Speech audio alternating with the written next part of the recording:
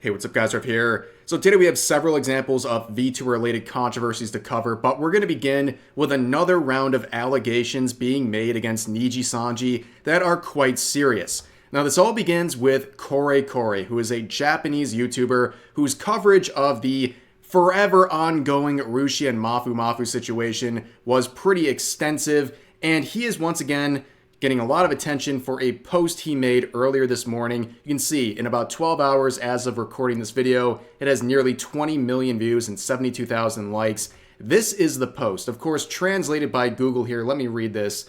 We will report violations committed by those involved with the VTuber agency Nijisanji. The damage mainly involved secretly recording the VTubers who operate while hiding their faces while they are at work and disseminating the footage to third parties. He also sends her messages making fun of her appearance. The mere existence of people like this in the industry will only increase the number of victims, and since the VTuber herself is unaware that she has been secretly filmed at the whistleblower's request, the footage will be made public on a live broadcast at 10:30 p.m. on Sunday, September 1st. Now, to summarize what we just read, essentially a whistleblower has come forward claiming that some people at Nijisanji are secretly recording some of the VTubers there and then are sharing these recordings with other parties, and on top of that are making fun of the appearance of these targeted VTubers.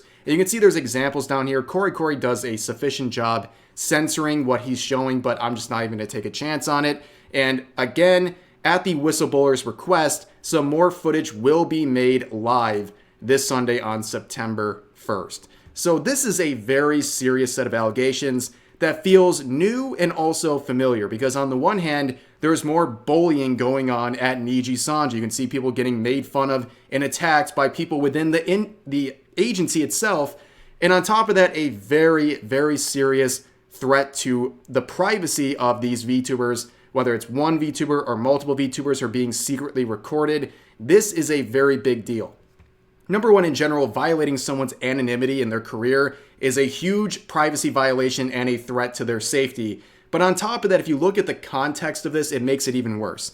This is the Japanese branch of Nijisanji, where idol culture is much more present. Of course, anonymity is a global thing, like everyone experiences, but within idol culture, there's also this extra layer where, as a VTuber, you are expected to not show your face. It's kind of taboo to show your real life face. So this person understanding that context in the Japanese office is still doing this, and it's very, very disgusting if this is true. Again, huge violation of privacy and a threat to their safety. And a lot of people are also looking at Nijisanji itself and the wages they pay some of their lower employees in the company. And yeah, there's questions about their hiring process and the type of people that would accept such low pay. Maybe they're not the most qualified or trustworthy people, and it might lead to things like this. But obviously, this is an ongoing situation and something we will see more of in the coming day or so. But on top of that, relating to this whole violation of privacy with the showing of faces and other things, I want to return to the knock feature that I talked about in a recent video. To summarize this very quickly, there was a much criticized new feature recently released on Twitch called the knock feature. It essentially allows you to knock on another streamer's broadcast, and it says, hey, I want to collaborate with you. Now, this can be abused in many different ways, and it's also a very intrusive feature that people really don't like. It seems completely unnecessary in the first place, and it's been heavily criticized. In fact, the top replies to this tweet are roasting it, and you can see the 4 replies here are all from VTubers. This is a policy that VTubers in particular really dislike. And it got even worse when the Twitch ambassador who came forward to claim responsibility for this feature had a Google Doc dropped on them 2 days later, a 57-page document going through what can be very lightly described as creepy behavior. And this is something I covered in this video. I'll put a link to it in the description because, quite frankly, I think this is an ongoing situation we might have to revisit. However, there was another big concern going on with this knock feature. At first, there was partial misinformation, a half-truth about this feature where people were claiming that you could essentially knock request on someone else's stream, and if that person accepted it, it would activate your camera and show your face on stream. Now, that is partially untrue. You can't do that to other people. However, if you knock on someone else's stream and they accept, if you had your camera previously activated, it would activate your camera after you requested someone else and they accepted. Obviously, if you're a VTuber and you've previously activated your camera and this happened, you just got your face revealed on live stream. Huge violation of privacy, and that is something that Twitch took several days to address. Not just to fix it, but address it and say, my bad, person who just had their face shown on the internet and might be kept forever. Our bad on that, but we fixed it. So keep enjoying the knock feature that everyone already hates to begin with. And if you want to see some really disturbing stuff, go into the comments of this tweet in particular, and you'll see a bunch of normies making fun of the VTubers who had this happen to them and making fun of their very simple request for privacy. Apparently that's something that is not a universal concept, and these people think it's funny that these VTubers had this happen to them. It's really disturbing stuff. Like I always say, the second you think VTubing is mainstream and heavily accepted, you have moments like this and you see how a lot of normies react to this stuff, and they still have a vicious level of aggression towards VTubers, and really anything related to that as well. But let's move on to another situation that once again circles back to Nijisanji.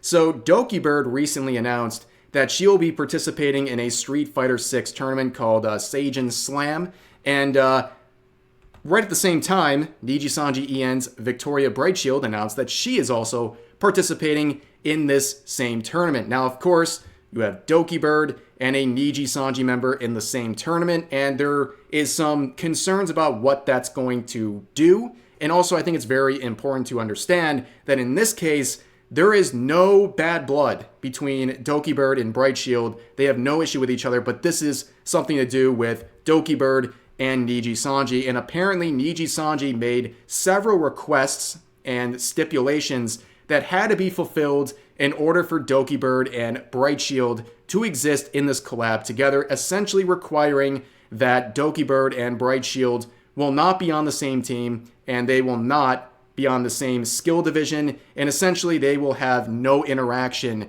during this tournament. So let's hear what Dokibird had to say specifically about some of these conditions. Okay, so apparently the conditions that they gave the organizers was that there has to be 0 interactions between me and them. That means we won't be on the same team and they will not be in my skill division. Obviously, I'm gonna be in the beginner level, and also I'm gonna get like absolutely destroyed. But they will not be in that skill division, so we will not fight 1v1. And Seijin even asked me if I was okay and comfortable with it a few days ago. And if I was really uncomfortable and stressed out about the whole situation, they won't let them participate. I was honestly like really surprised that he even gave me that option, since this was like the first time anyone has ever like asked this of me. And like, he didn't have to do that. And I won't lie, I was really anxious, but I said it is not fair to kick the player out when they were not involved or responsible, especially when I know they're very passionate about fighting games and the FGC community. They really want to be here, and I will not take that away from them. And we all know that I suck at fighting games, and me getting kicked out won't really matter that much in the long run. So like So yeah, hats off to Dokibird, Victoria, and also Seijin and other people involved in the tournament for handling this so professionally, especially a very delicate situation. I think they did a really good job at making this work for everyone. But I also still feel really bad for Victoria Brightshield. Now, don't get me wrong, Nijisanji and a lot of their livers have plenty of things you can criticize them for, but in this case, I believe Victoria is completely innocent, and she's being unfairly punished for really some controversies she had nothing to do with. She was just a part of the agency, and now she is not allowed to publicly interact with Dokibird, who, by the way, she claimed, former Nijisanji talent Slentotsky, before she became Dokibird, was one of her biggest inspirations when she joined Nijisanji less than a year ago. And of course, we know only a few months later, Selene would be terminated. She would return to her past life account, Dokibird. We had all this happen, and now she can't even interact with her in these tournaments. It's got to be very frustrating and disappointing for someone who looked up to Selene/Dokibird for such a long time. However, I want to really again commend Sajum for how he handled this whole situation. He also made some statements on his own stream, but I think it's really just kind of repeating the things that Dokibird said. And again, I think he did a really good job handling this in a very calm and straightforward manner, and really gave a lot of deference to Dokibird in this situation. He seemed to give her a lot of power in how this is all going to go down, especially it's impressive, especially given the fact we're dealing with an agency on the other side of this. But of course, the teams have been announced, and you can see that Bright Shield is on this team and Dokibird's on this team. But if you look around, this is only a small snapshot of all the talents in this tournament. A very hyped up event, and it'll be fun to watch, and best of luck to everyone involved with that. But speaking of some more former Nijisanji talents, we're going to return to this tweet right here made yesterday. So you see this stream that is scheduled for release in the next 24 hours, titled The Truth. Now, the truth begins with the fact that this is the past life account of Hex Haywire, who recently graduated from Nijisanji EN. Now, what this whole video, this truth, is going to be about is really, my guess is as good as yours. But I've said, in wake of his graduation from Nijisanji, I think he has a lot of explaining to do. And I think if you've seen kind of the whole story about Hex Haywire and some controversies he's been involved with, unless you are a brainwashed Niji sister, I think you want some explanations out of him, because there have been 2 different occasions where he threw former talents under the bus to protect the reputation of Nijisanji when those former talents were really at their all-time low and they needed support, and Hex threw them under the bus. First, with the termination of Zion, now returning to her past life account, Sayu, he made a long statement after she was already being dogpiled in wake of her termination, where he compared her comments about a fictional character to his own childhood abuse. On top of that, back when Selene, now Dokibird, was terminated, he also gave his stamp of approval and shared the joint statement made by some of the EN livers, essentially throwing Dokibird under the bus and painting her as some unhinged person that they are now safe from in wake of everything that's happened. So what he's going to say in this video or stream is going to be very interesting. I wonder if he'll actually acknowledge any of this stuff, but then again, a lot of his fans just don't care, because clearly they haven't cared the whole time they were supporting him when he was still at Nijisanji EN. So let's see what happens with that. But for now, that's going to do it for this video and all these related controversies involving VTubers, in particular Nijisanji. Thanks for following along with this video. As always, feel free to share your thoughts about today's topics in the comment section down below. Hope you guys enjoyed the video, and I'll see you next time.